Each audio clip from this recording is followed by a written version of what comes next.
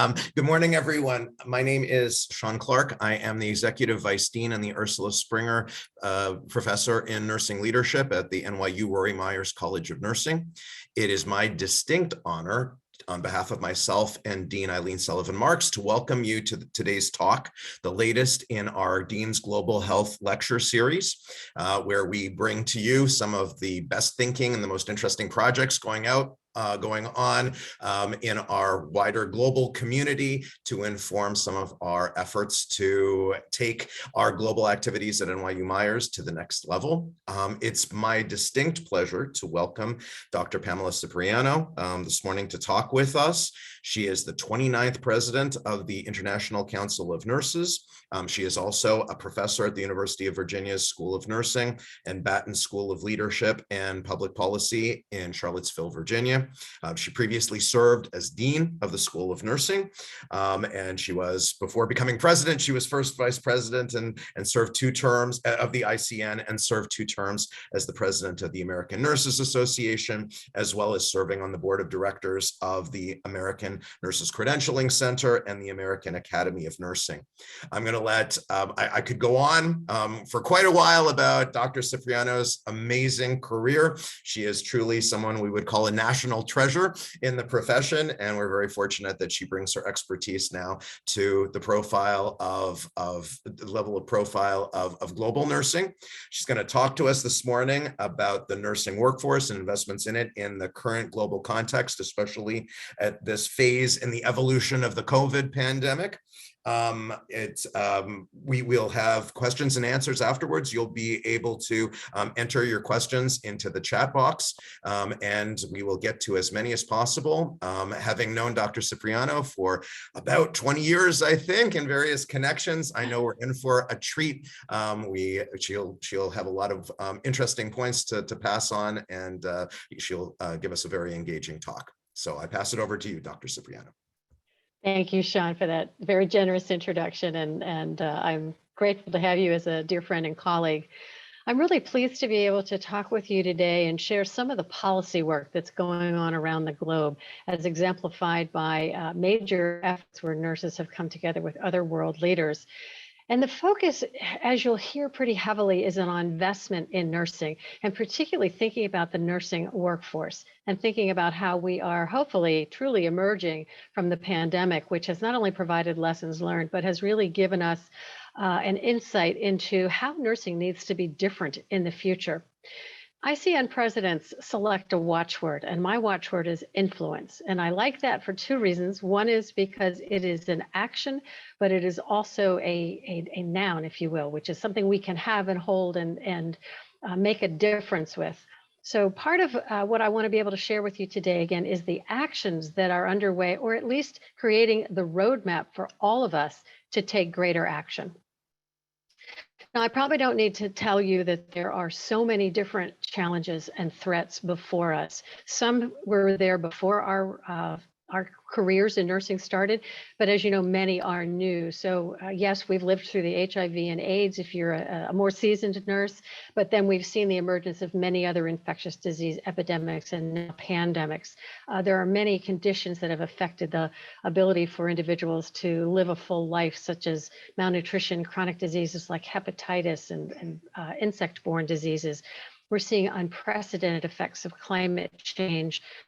Microbial resistance, which was underestimated, continues to wreak havoc with many of our patients and outcomes, and non-communicable diseases, which we'll talk about a little bit more closely, continue to claim many, many lives. If you don't know this gentleman, it's Dr. Tedros, which is how his name is abbreviated. He is the Director General of the World Health Organization. He's been very loyal in his commitments to support nursing worldwide. And again, no surprise with this quote, there is no commodity more precious than health. And we know that to be true in so many ways. Now, the Deputy Secretary General of the United Nations, Amina Mohammed, is also warning all of us all of society, that we must not stop our quest to be able to improve health. We know that things have really been set back with the pandemic. And so she is cautioning us, as we all know, that humanity is really at risk, whether it's the pandemic itself or the continued inability to solve some of the social conditions like poverty, hunger, inadequate education, and jobs. There are many, many issues in that list. But our goal today is to say, not only do we embrace and understand the challenges, but there is hope and there are solutions. Now, one of the things that we've focused very closely on, not only in the International Council of Nurses, but in concert with the World Health Organization and the United Nations agenda, is universal health coverage. And in the US, we tend to think of that as increasing access to care. And unfortunately, in countries outside of our borders, there is a much more stark reality that half of the people in the world don't get the services they need. Again, as I mentioned, COVID pandemic has really almost halted so many efforts to make sure that we are increasing services. And we see that not only because of the number of resources that had to be dedicated to the pandemic, but also the reduction in our workforce. There are continued excess deaths, not only because of chronic conditions, but also poor quality of care. And then we know that poverty continues to rob people of their livelihood. And we are sensitive to that in the US as well, because we know that medical expenses can push people into poverty.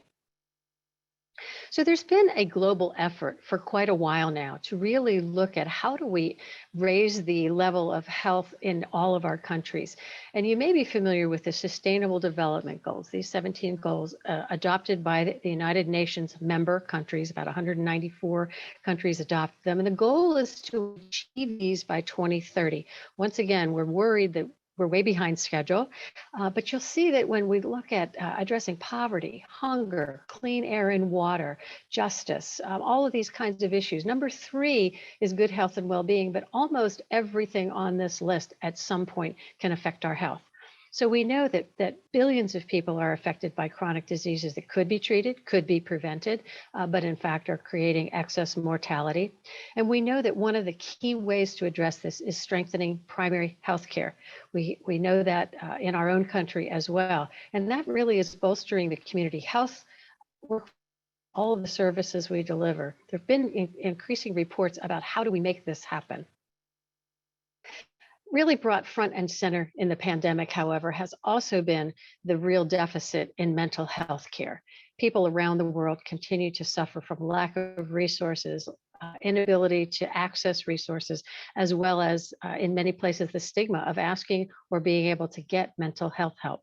In many countries, the funding for mental health has gone down, as it has in our country, and is incredibly inadequate. And especially we think about preparing the workforce. You may have seen just earlier this week, we did put out a paper on increasing the mental health workforce, because there is a concern that the mental health conditions around the world really are the next pandemic in waiting. There also have been persistent humanitarian crises that only are increasing.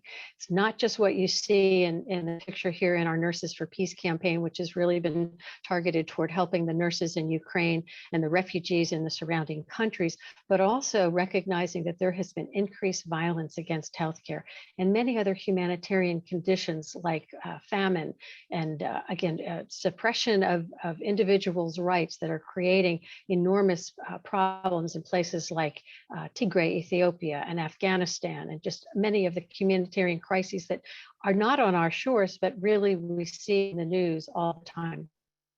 So the International Council of Nurses is in a unique position that we really covet, which is our work with the World Health Organization. We have a special status with them, and so we are able to interact at the World Health Assembly, which is the annual meeting of WHO, have frequent conversations with the Director General, and are able to present interventions at the Executive Committee of WHO. You may be interested to know that the United States doesn't have a seat on that Executive Council right now. Our seat expired a couple of years ago, so we have to work a little bit harder to have our voice heard. But we also have consultations, and that includes many of the reports that are produced through WHO and our colleagues in other disciplines like midwifery, medicine, dentistry, pharmacy, all of those kinds of things. And we'll talk a little bit more about that. But most importantly, we're going to talk about the strategic directions for nursing and midwifery, which is a critical report that is the thrust of a lot of our efforts right now. And it builds on the State of the World's Nursing Report from 2 years ago. So now is really the time that the conversation has to occur about investments. And we believe that investments in nursing are one of the best ways that we can secure global health. You heard me mention most of the items on this slide. Non-communicable diseases, again, many, many millions of deaths that could be averted. The shifts for individuals and populations with poverty, communicable diseases that create the current pandemic and what we hope are not more future pandemics, mental health and well-being, humanitarian crisis. But one of the other big challenges that we haven't talked about is the gender equity. There are many, many challenges that disadvantage women and disadvantage individuals related to sexual identity that are really beginning to emerge as critical issues for improving health. Now, we all know that we can't have health without a workforce, and we can't have a workforce without nurses. And our services to both nurses and midwives, as we look at our combined contributions, and in many countries, midwives are the primary healthcare providers, and they are on the front lines just as much or more than nurses. So we have to be really mindful of the fact that this is a time for an incredible investment, as we've seen 20% or more of nurses leaving the workforce. So one of the things that we looked at in May when we were addressing International Nurses Day, which is May 12th, celebrated on Florence Nightingale's birth date, is that we really think one of the biggest threats right now to global health is the workforce shortage. And even since May, we have seen this increase. We have seen the reports that talk about the lack of return of nurses to the workforce.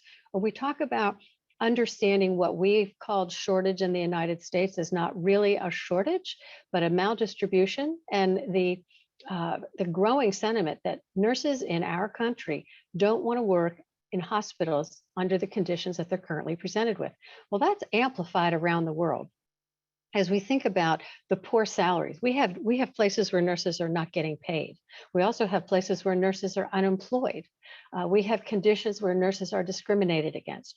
We have conditions where nursing students are subject to sexual harassment and abuse. So we have many, many things that must be addressed in order to protect and grow the nursing workforce.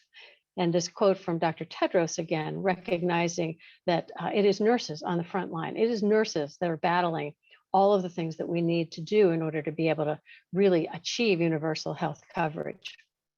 As I mentioned, the State of the World's Nursing Report that was issued in 2020 was the first report that WHO did, collecting data about the penetration of nurses, looking at nurses per 100,000 or 10,000 population, really looking at those densities. You can see that Africa and portions of the Pacific Islands and South America have a much lower density of nurses. We're fortunate in this country, although we never feel like we have enough.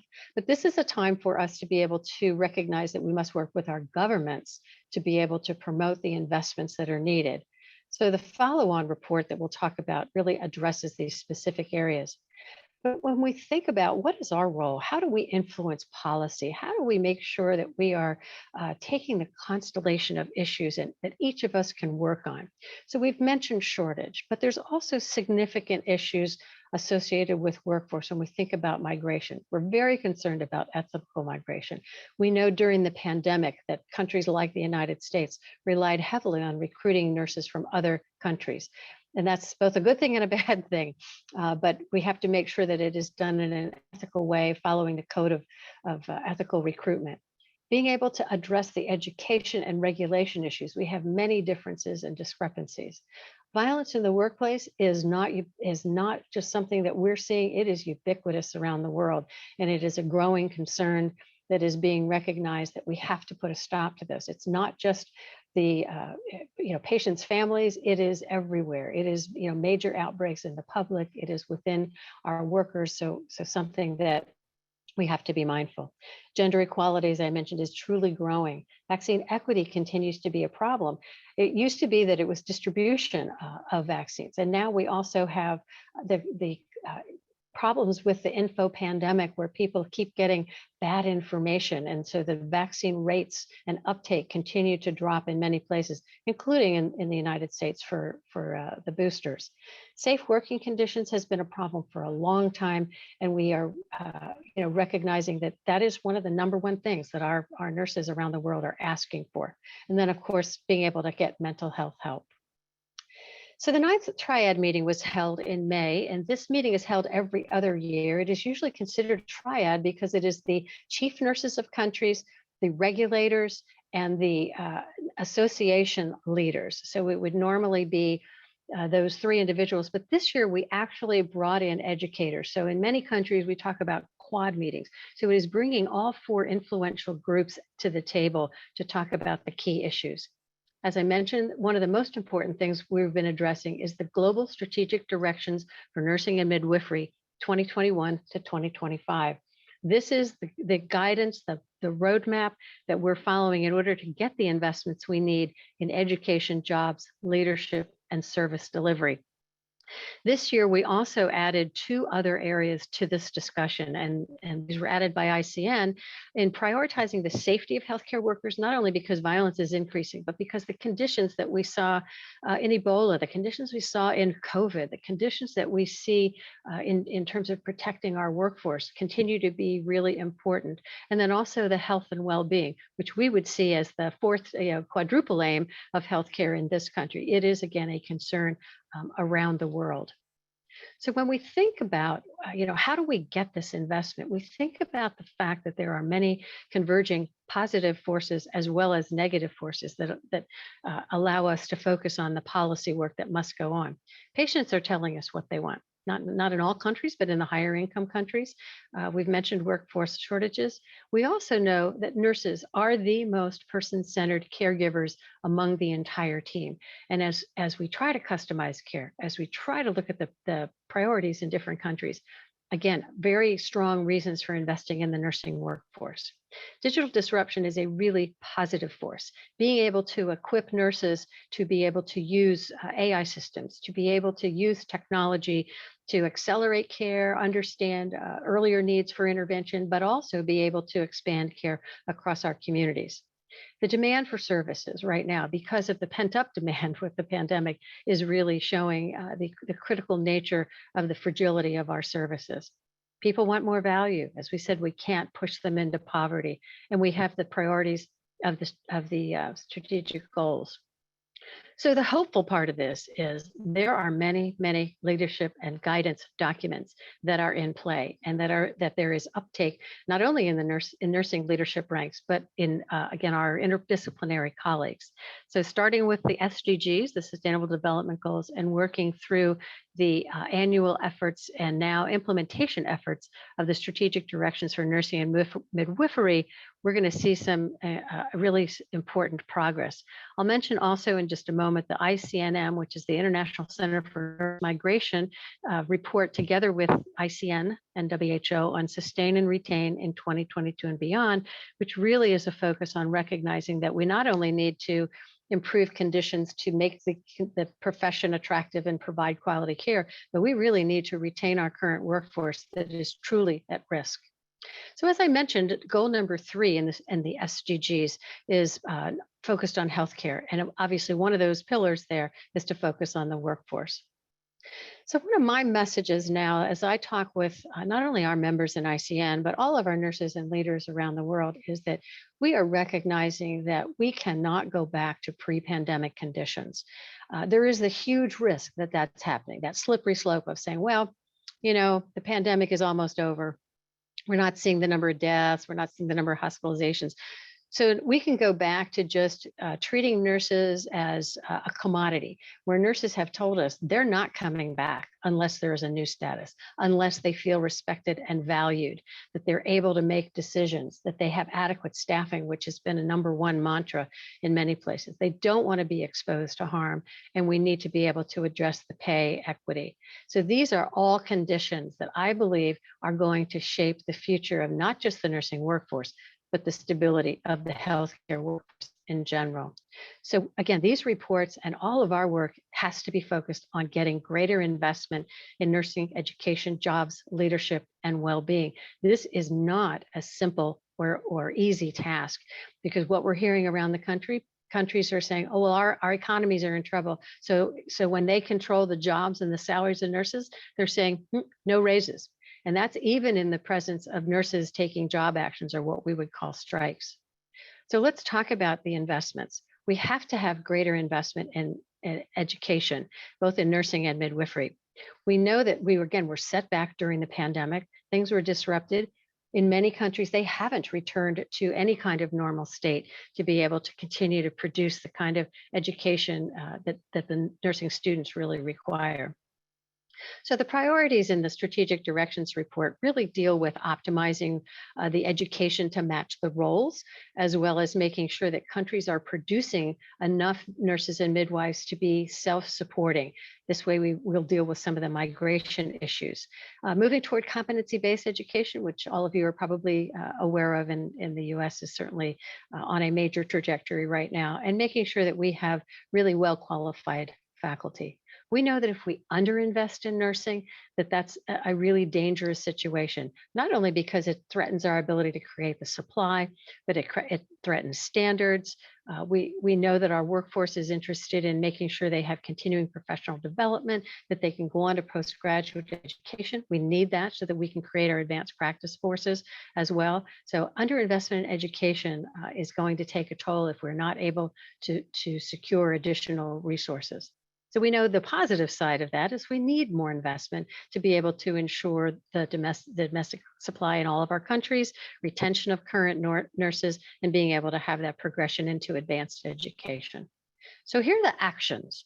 And all of these, again, are part of the roadmap that when we look at the details, we know that we need multi-sectoral work. This is not nursing's problem alone. We need to be joining forces, using media advocacy, using political advocacy, not only through our organizations, but engaging the public, engaging healthcare provider organizations, really speaking to our governments, and then also our other international colleagues. So what we look at is, again, trying to make sure that we have adequate programs, that we have aligned with our public's needs, that our organizations are supporting the education through the needs of their workforce, moving on criteria for accreditation, and all of the things that we know are important to have a really strong educational system. Now, investing in jobs, this is not a new mantra, if you will. Every year we talk about needing to have investment in healthcare workers. Stop calling us a cost. Stop recognizing only one side of the balance sheet. So when we look at this, at the crisis point we're in now, globally, we believe we're at least at a 6 million shortage of nurses. That's true shortage. And even then, it's kind of a misleading number, because we have countries that are reporting shortages, but what's actually also happening is they're not funding the positions. So these are the countries where nurses are actually unemployed. We have new graduates in some nations that can't even get jobs for 5 years. I mean, these are things that are crippling the delivery of healthcare and the ability to reach individuals in our communities. We know that nursing workloads have become very pronounced, particularly through the pandemic, and 20% or more have said either they've left or are going to leave the profession. So we have to be able to address everything from producing more individuals, creating those jobs, funding those jobs, and making sure they're paid appropriately. So what's the risk if we don't? We see that shortage potentially doubling or more as we think about the burnout, as we think about barriers to being able to have these nursing positions funded, as we think about the heavy workloads that are creating, again, this exodus from hospitals where some of the most intense needs exist.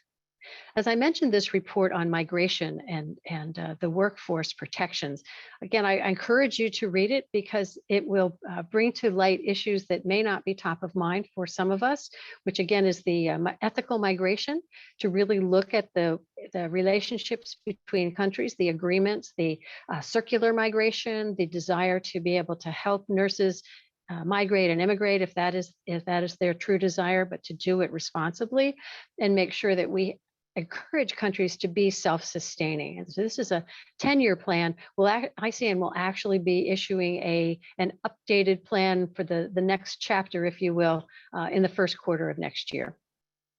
So how do we look at the multi-sectoral actions for supporting jobs? Once again, every group has a stake in this. We particularly call attention to health ministers who really need to make sure that they're adequately analyzing their labor market and that they're addressing the needs. I mean, I'll tell you, I had one conversation with the Minister of Health in an African country, along with the Deputy Prime Minister, and they basically said, we don't have any money. We don't have enough money for doctors. We don't have enough money for nurses. We don't have enough money for paramedics. And it was a really very disappointing resignation that the solutions to these problems are not at their fingertips. So globally, we need to understand that these are threats everywhere, because the health of the world really is not something that is limited by borders. So investment in jobs is really critical, no matter what your health system structure is, and we need to be able to address this through better practice strategies on the international recruitment, as well as making sure that within our countries, we're finding ways to influence these policymakers. Saying that there are tremendous benefits of investing in service delivery. Again, we know that we have to be able to protect our workers, and they will stay if we're able to do that, if we're able to provide adequate staffing, if we're able to invest in them and their ongoing education, keep them from becoming infected, and have the equipment and supplies that they need, and support their psychological well-being. So these investments are really important. The next area is investing in leadership.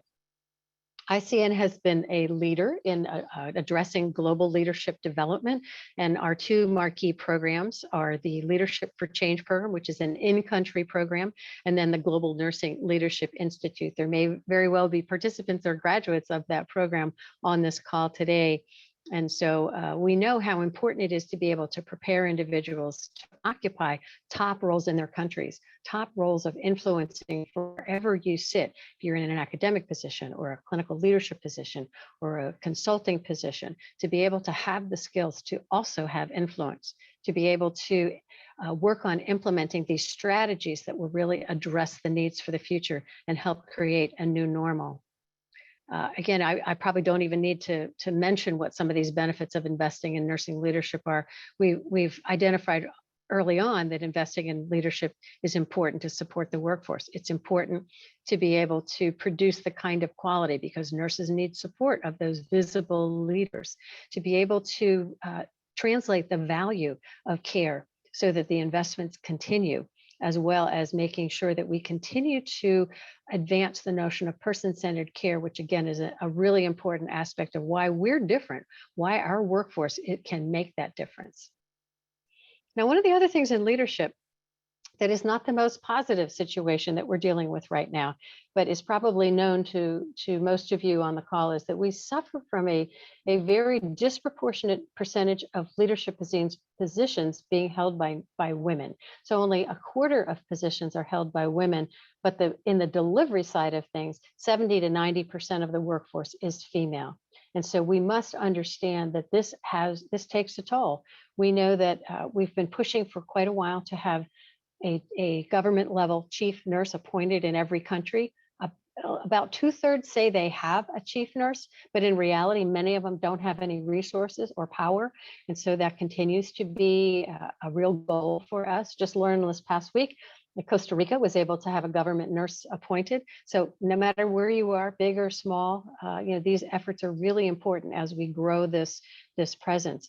But we also know that nurses in leadership positions were not always at the table making critical decisions or having input into critical decisions in the pandemic, and particularly on our infection control practitioners for policies related to those very important aspects early on in the pandemic. So we have our work cut out for us, in addition to the overall gender equality issues. So once again, action steps. Every one of us can do our part to influence at any one of these levels to be able to secure a country level chief nurse. to work together to make sure we have greater recognition to address health priorities, to ensure budgets that will also help create the support for these national and regional programs for development of leadership, working together with our international colleagues, making sure that we are also creating leaders just as we want in our general workforce that are reflective of gender, race, and ethnicity across our ranks. That's an area that we continue to have goals that are very slow in progressing. So it's equally important in the leadership activities. So the fourth area, investing in service delivery, which is really how do we support the people that are providing the care? How do we make sure that our caregivers are taken care of so that they can provide the compassionate care and interventions they need? We know that this is an area where there's been underinvestment. We have just expected that nurses will continue to show up. They will continue to work long hours. They will continue to sacrifice. And that's what we're hearing is no longer the kinds of conditions that nurses are willing to work under. Yes, they are very driven and committed, but we cannot expect them to do this as a selfless, sacrificial act for the remainder of their careers. So nurses are telling us that not only are they working too hard with high workloads, but they're doing things that they're over prepared to do. So how do we make sure that we adjust the scope of practice? We must have adequate staffing levels in all of our countries, in all of our settings. We need to adjust the funding models. And we also need to make sure that particularly as we think about our advanced practice, barriers to really being able to not only have full practice authority, but be able to meet these goals for universal health coverage, that continues to be a priority for us. So these investments are really critical. The well-being of our nurses could not be at a lower point when we think about the stress of the pandemic and the post-traumatic stress disorder, the stress injury, the moral injury that is finally getting the attention. And we also know that mental health, nurses are admitting that there are mental health needs. Now, just in the last month and just this past week, so there are two critical reports that are a roadmap, not only for the US, these will resonate around the world, but calls to action. First, coming from the Surgeon General on the left-hand side, you see addressing health worker burnout. The Surgeon General is passionate about addressing these needs for belonging, for inclusion, for recognizing the need to care for our caregivers in order for them to be able to provide compassionate care. And the document on the right, the national plan, was unveiled by the National Academy of Medicine last Monday. I have been a member of the collaborative for now almost 6 years, working on the issues of clinician well-being that started long before the pandemic.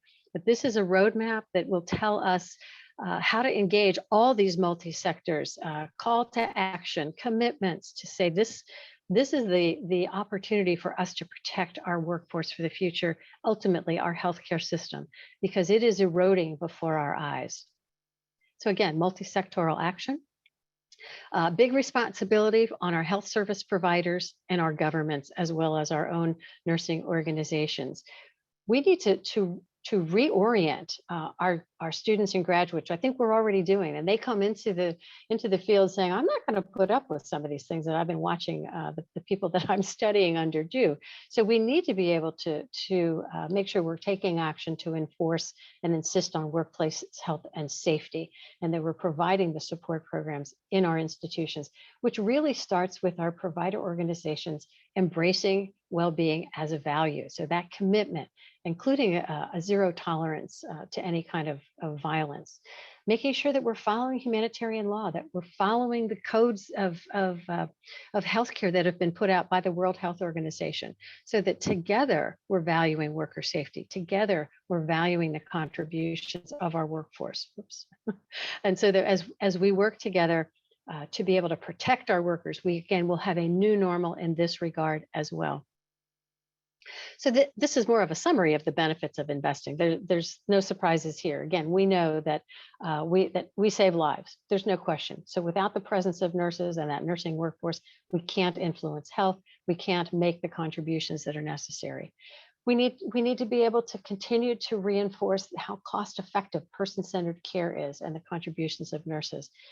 We might measure that in patient satisfaction, but we clearly measure it in improved health outcomes. And again, preventing premature deaths.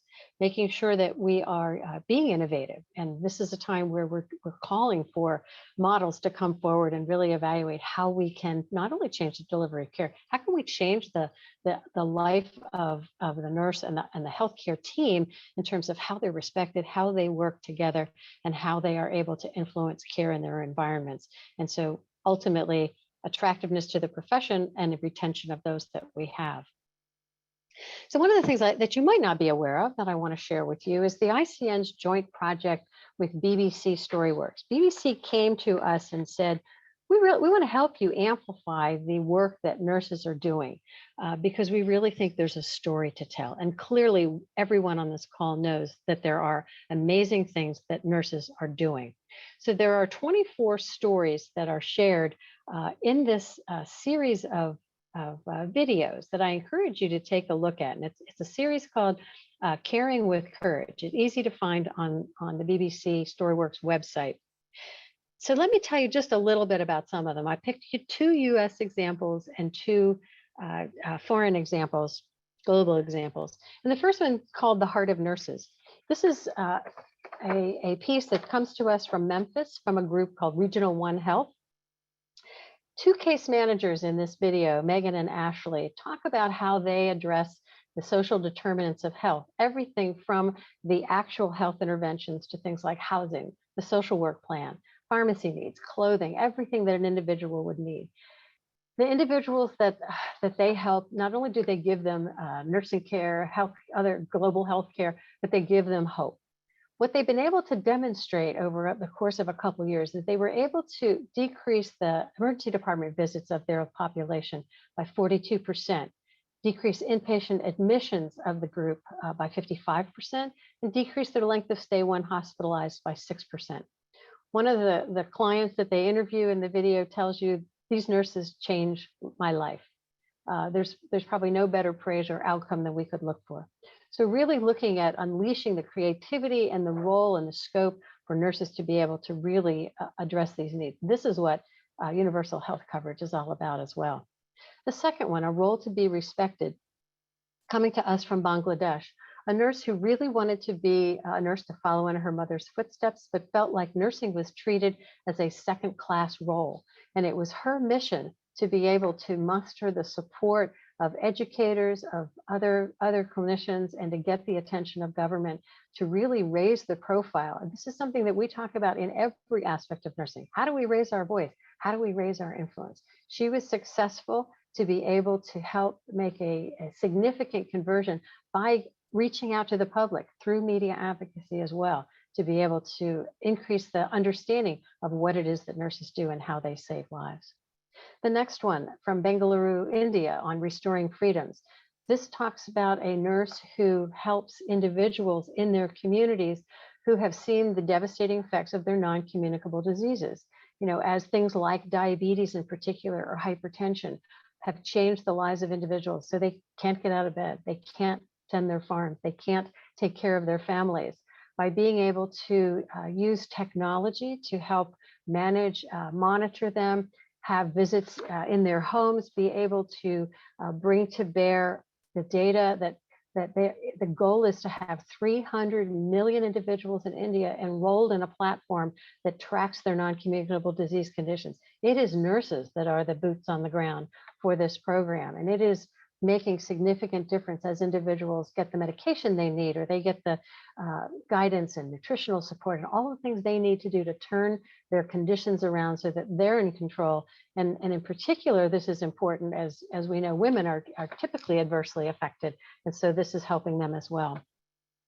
The last one on the right, Happier Nurses, Happier Patients, you might recognize the name of Intelli, which is the company that Rebecca Love is the key nurse.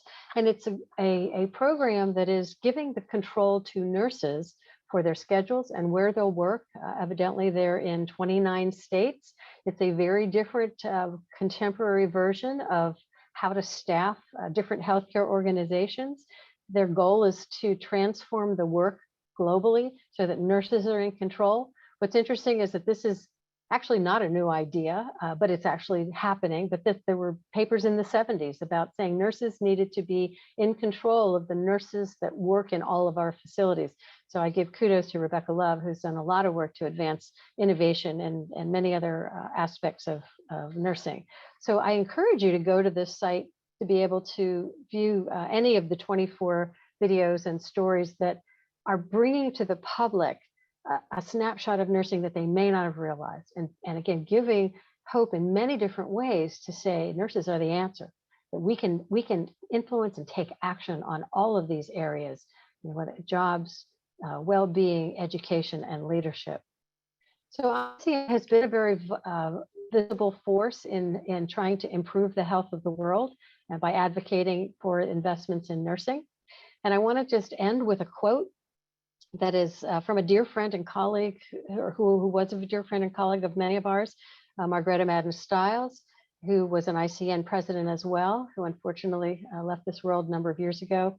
But during her time as ICN president, when she truly advanced all of the credentialing work, one of her famous quotes is what you see here. Imagine a world without nurses. Think of a world without persons who know what nurses know, who believe as nurses believe, who do what nurses do, who have the effect nurses have on the health of individuals, families, and the nation, who enjoy the trust that nurses enjoy. And what we need to be able to do is recognize that these investments are what's critical in order to be able to protect and promote this new normal for nurses so that we are stronger and having as much influence as possible going forward. So thank you so much. It's been a pleasure. I look forward to questions and discussion. And I also hope to see you next July for the ICN Congress in Montreal.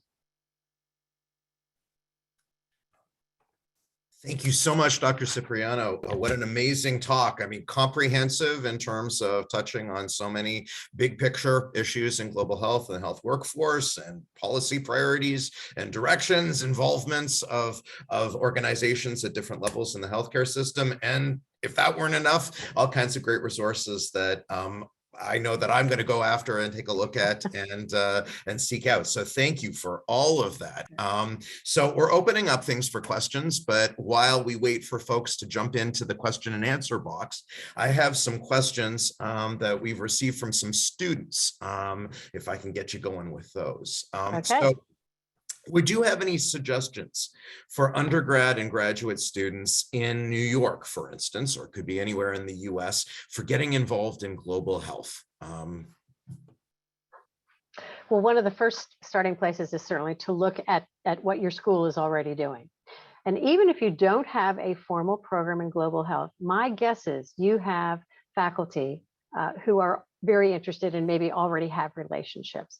But also you can connect with some of the specialty associations, like very active in New York, Philippine Nurses Association, who has connections for what's happening in the Philippines. They've been very active in smoking cessation and helping with creating a better sense of health for youth. But in almost every major city, you're lucky if you're in a major city. I mean, the Indian Nurses Associations have chapters.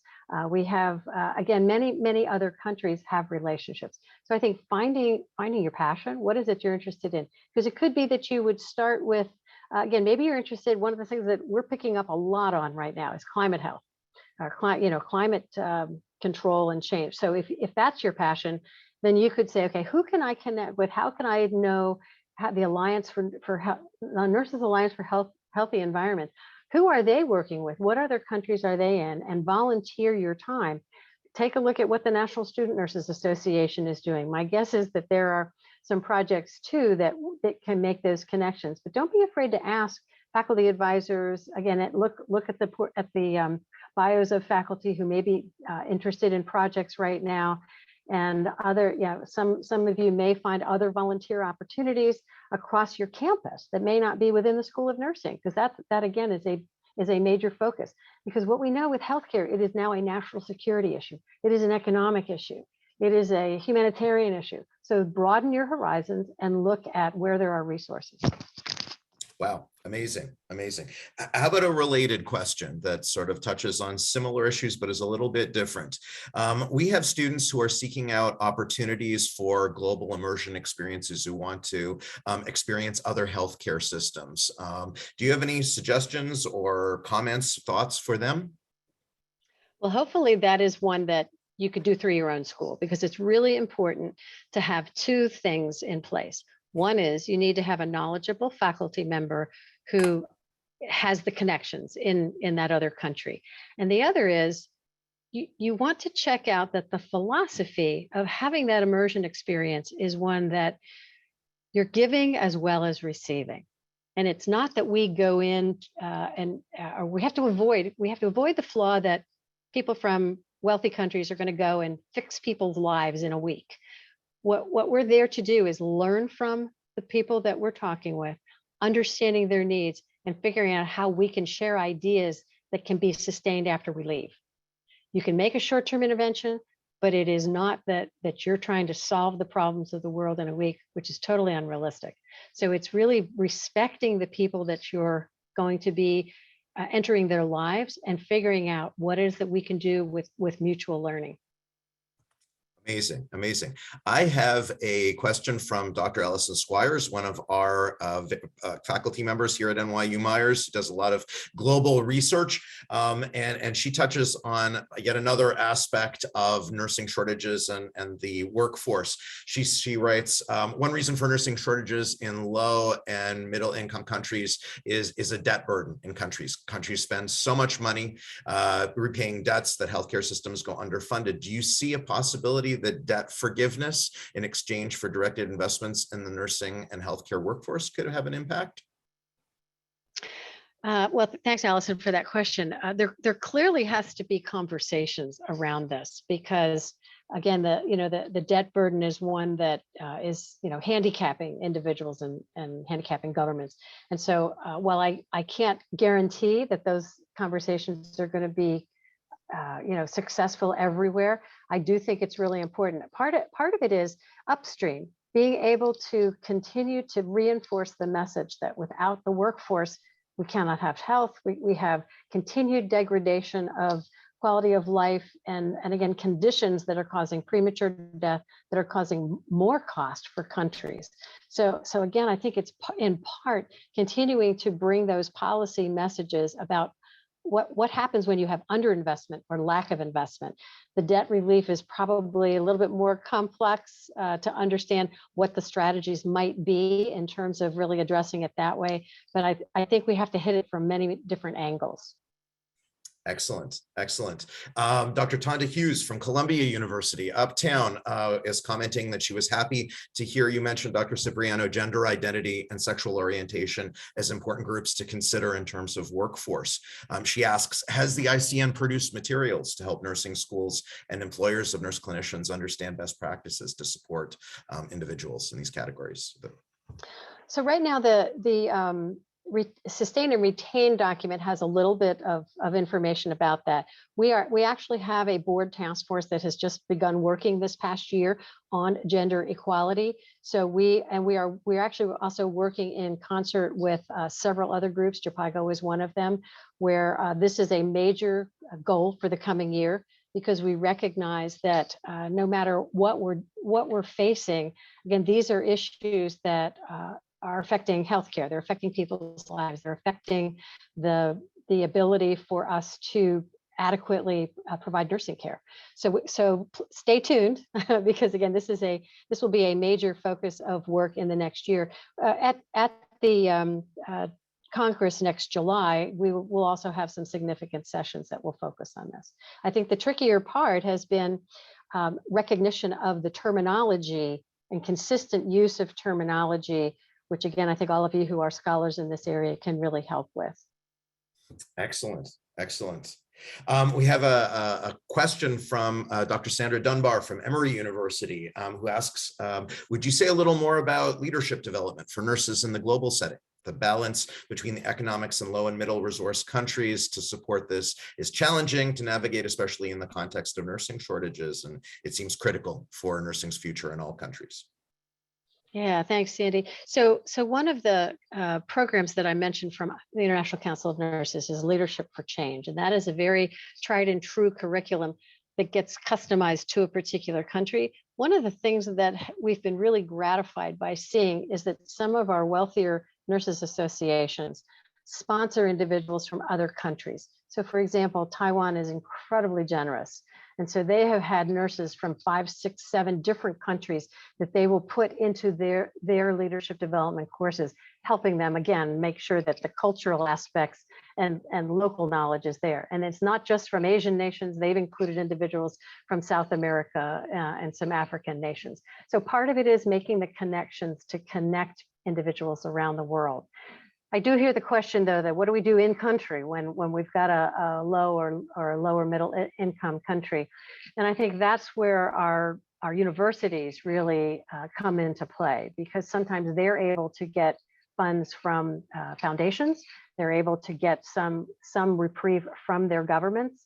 Part of it is, again, recognizing that whether it's trying to promote the fact that we need more women in leadership positions, which are being recognized more and more, or whether, again, it's recognizing that without nurses in leadership roles, there's less productivity and addressing of some of these major health challenges in countries. So believe it or not, I think the smaller countries are actually able to get the ear of their elected officials much, much easier than they are in large countries. The challenge then is where are the funds coming from? So the leadership development, again, I would say many low-income countries look externally. For example, also, ICN was able to secure major funding from Johnson & Johnson and the BD Foundation for a big project we're launching for 24 African nations. It is all about leadership development. It is all about not only bringing our Leadership for Change program there, but really taking the high level already elected leaders in nursing associations and then cadres of nurses within each of their countries to be able to develop leadership. It's a classic model, as you would imagine. The more we train, they go out, make an impact in their community. We encourage and give them the tools to then repeat these trainings wherever they are. So combination, reaching out for other help, taking advantage of existing programs, cultivating the relationship with your health ministers and other government leaders, and working through your universities that often are more successful in getting some of those dollars. Amazing, amazing. We have a comment and a question from Dr. Mimi Niles of our faculty at NYU Myers, who thanks you for your talk and raises the issue of the deep divide between public and private healthcare systems and extremes in nursing salaries and access to resources. I'm assuming, especially internationally, but perhaps even here in the US. And she asks you what strategies can be implemented to reduce these gaps. Well, that's a tough one. And my eyes have been opened just in the last month through traveling and talking with nurses in countries that their government funds their public system, again, different from the States, but where they have been very vocal. They've provided data. They have done demonstrations. They've gone on strike. They have repeatedly surveyed their nurses to say that pay is not keeping up with inflation, or things have been flat for 5 years, or here's what we need in order to be able to retain nurses in our workforce. They are being systematically told, sorry, no pay increase. We're starting to see surveys demonstrating that the need for better pay is creeping up once again to the very top of the list of things that nurses are saying we must have. This is part of this new normal. We cannot and won't be able to sustain our workforce if we don't get some of these things adjusted. Now, in many countries, the private sector is really not much better off than the public sector. The difference is, though, that there's less bureaucracy, obviously, in terms of negotiating. But in most places, and as we see this, in countries, again, with public and private systems where some are unionized and some are not, the difference is pretty minimal. So I think the solution is in collectively, bringing that voice to the table, really being able to demonstrate that there has to be some kind of change because I think we're beginning to see much more in the job action field. Right now you may be aware that there's balloting going on in the United Kingdom countries as to whether or not they will strike, and this is thousands and thousands and thousands of nurses. Well, in one country they've been told yes, there'll be a pay increase. In England they've been told no, there probably won't be much of a pay increase. So huge gaps between what nurses are asking for versus what they're being told by their governments. So I think we're at a very precarious time, because the pay, and we're seeing the same thing in the United States. We're seeing the fact that we know that the temporary worker period during the pandemic raised some people's salaries dramatically, and then the third-party companies employing them also made significant profits. But it hasn't truly reset the salary scales in a significant way. And some of those very same kinds of situations are repeated in other countries, not because they hired a lot of external support, but they realized in order to get people to stay, hazard pay is another one of those items that keeps going up the list in terms of what nurses are expecting. So I believe this is, again, sort of a really tenuous situation right now. I think systems are going to have to make more money available. I'm not exactly sure what the concessions are going to have to be, because each health system is in a slightly different place. Again, there are countries with huge inflation, huge, 40, 50% inflation, that are going to truly suffer trying to figure out how to deal with this. But what's your trade-off? Is it the health of your people versus minimizing some other kinds of investments, or being more efficient in your bureaucratic structures? So each country, depending on what the pressure points are going to have to figure out how they might be able to make some change. Amazing, amazing. I have a few more questions in these last minutes. Some great comments. Gabriela Nemechek, I hope I'm not mangling the pronunciation of your surname, asks, has the ICN put in place any measures to work more closely and cooperatively with physicians and medical associations to get nurses into leadership positions? Not specifically to get nurses into leadership positions, but we are part of a group that includes the World Medical Association. So we have the World Health Professions Alliance, which is dentistry, physical therapy, pharmacy, and nursing and medicine. And so together we have some shared agendas. And so I would say probably more of our efforts have been focused on how do we raise more philanthropic support to be able to do more leadership development. The politics, interestingly to me, are the same in just about every country. For example, the nurses in Korea have been trying to have legislation passed to create what they're calling their nursing law. For us, it would be the Practice Act in the US, but one national law, which hasn't been changed for over 70 years. And everything that a nurse does is really at the subservience of a physician. As you would imagine, there are big pushback from the physician community, not every single one, but a significant pushback. We've also seen statements made that mirror the oppression of nurse anesthetist practice. So we see these same issues. We do work with the World Medical Association. Because we are at an international level, it is rare that we will get into a lot of the country by country level political maneuvering, if you will. We want to be respectful. We need to be careful, and so we continue to provide support, make public statements about what we think is the right direction to go. But I think the level of relationship that you're talking about probably still needs to be cultivated more at country level. Okay. I have a whole bunch of questions, some great questions in the chat. I'm gonna pick one. We appreciate your comments on issues related to migration of nurses. Could you talk about the roles or impacts of media in terms of, especially the Western media, in terms of misinformation, panic during the COVID pandemic in sub-Saharan Africa before the virus made landfall in low and medium income countries? Well, the infodemic, as it's been expressed, has been detrimental in so many different ways. I don't think it had a significant effect on workforce in a way that was any more influential than the conditions of work, if you will. So if you think about the positive impact, in some countries, it really fueled the passion of nurses to go work where there was a greater need. So we did see that, and we did see that around the world as well, that nurses left from one country to go to the next in order to be able to help where they thought they were most needed, or they may have volunteered with the Red Cross, or Doctors Without Borders, which has a whole huge nursing component. So I think there was a positive impact from some of the media, the accurate media. The negative media, or the really detrimental false information, as we know, particularly in some of the Western countries, pitted the public against healthcare professionals.